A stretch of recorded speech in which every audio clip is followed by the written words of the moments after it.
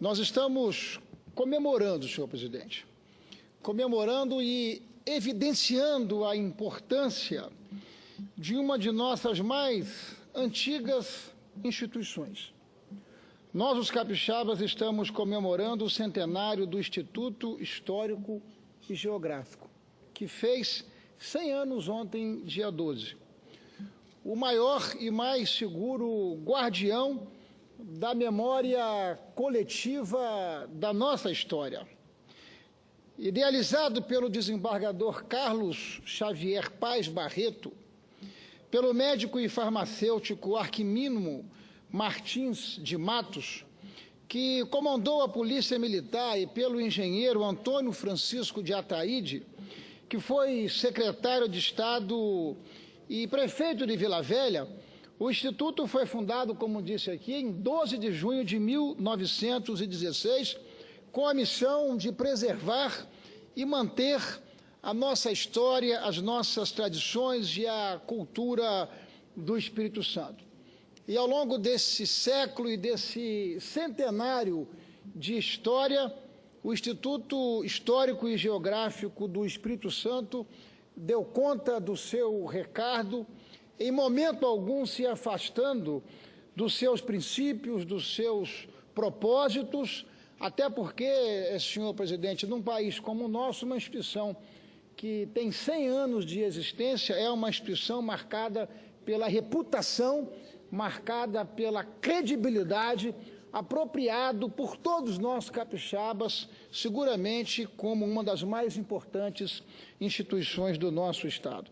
Nos moldes, inclusive, do Instituto Histórico e Geográfico Brasileiro, a Associação Civil Sem Fins Lucrativos do Espírito Santo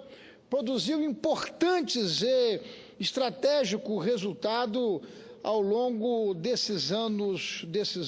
todos.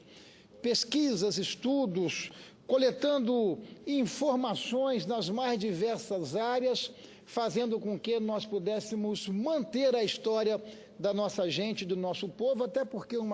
povo sem história é um povo seguramente sem futuro. E é preciso e necessário que nós tenhamos muito orgulho das conquistas, das nossas mais diversas lideranças e dos feitos que foram produzidos ao longo desses anos. Esses dados e essas pesquisas feitas pelo Instituto Geográfico do Espírito Santo foram oferecidos ao público em pouco tempo por intermédio de sua revista. Veja, uma revista que foi lançada ainda em 1917, logo após a instituição do Instituto Histórico. Nós lançamos essa pesquisa e seguramente a mais antiga revista em circulação no estado do Espírito Santo. Trata-se de um instrumento que atravessou todo o século XX. Viu e assistiu o nosso estado evoluir da monocultura do café, que foi até os anos 60 a mais importante atividade econômica, produtora de elevada oportunidade para a nossa gente, para o nosso povo, acompanhou seguramente a erradicação dos nossos cafezais, num momento de extrema e extraordinária dificuldade para o povo capixaba, e viu naturalmente a nossa economia se diversificar para plantas industriais vinculadas à atividade da indústria do aço, da indústria da celulose e tantas outras. O Instituto Histórico e Geográfico do Espírito Santo espelha o ideal de produção e de conhecimento local, essencial à compreensão da vida do nosso povo em todas as suas peculiaridades, tal qual se verifica em outros estados e, por que não, municípios Brasil afora.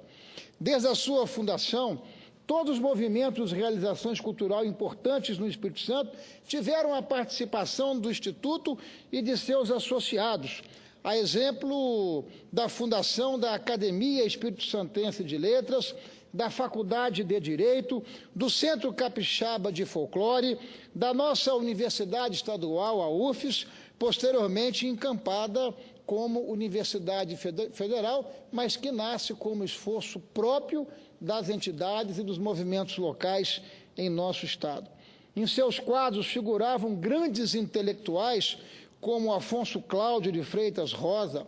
Carlos Xavier Paz Barreto, Almeida Cozin, Adelfo Monjardim, Eurípides Queiroz do Vale, Ceciliano Abel de Almeida, Maria Estela de Novaes,